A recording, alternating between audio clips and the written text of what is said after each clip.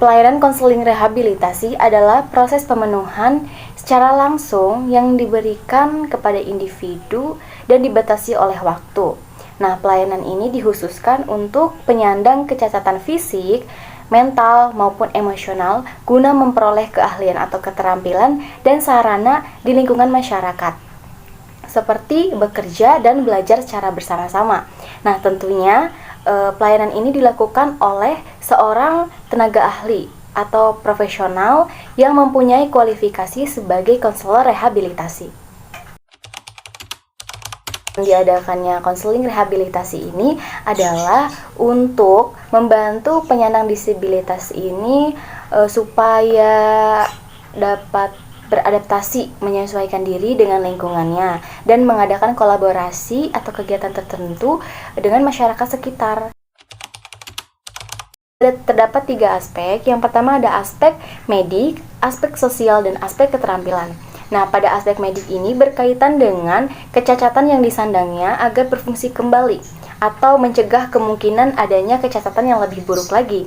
Yang kedua ada aspek sosial, di mana aspek ini berkaitan dengan lingkungan sekitar, seperti penyesuaian diri dan hubungan antarpersonal.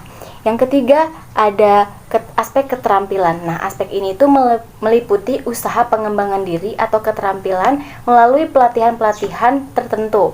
Nah, yang memiliki nilai guna yaitu ekonomis dan produktif. Ini saya mengambil layanan konseling individual. Nah, di mana pada layanan konseling individual ini terdapat 3 tahap. Yang pertama ada tahap awal, tahap inti atau tahap kerja, dan yang terakhir ada tahap akhir. Nah, pada tahap awal ini dimulai dari konseling mendatangi konselor.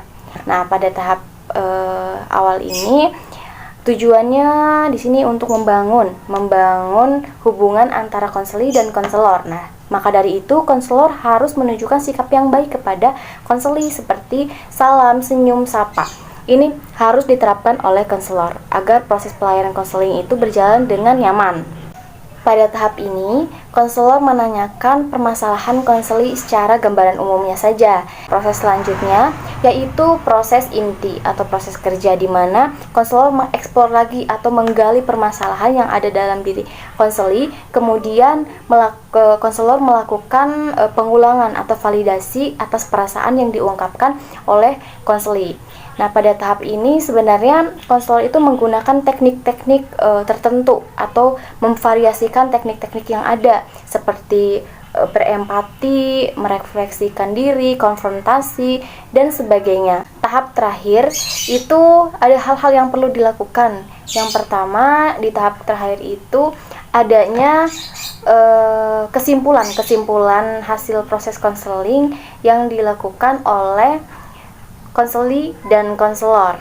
Kemudian menyusun rencana atau tindakan yang akan dilakukan oleh konseli selama beberapa hari ke depannya berdasarkan kesepakatan bersama.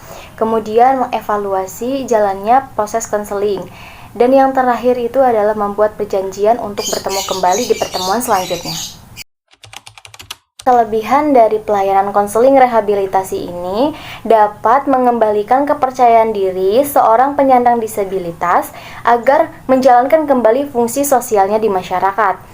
Kemudian konseling rehabilitasi ini juga memiliki bidang garapan atau cakupan bidang yang luas, seperti bidang karir atau pekerjaan, kemudian bidang pendidikan, bidang kemasyarakatan, bidang hukum, dan bidang layanan kesehatan. Pertama ada masih sedikit lembaga yang menyediakan tempat pelayanan konseling rehabilitasi ini di tingkat kabupaten, sehingga masyarakat atau warga yang berada di tingkat kabupaten ini harus pergi mencari tempat pelayanan konseling rehabilitasi itu ke kota.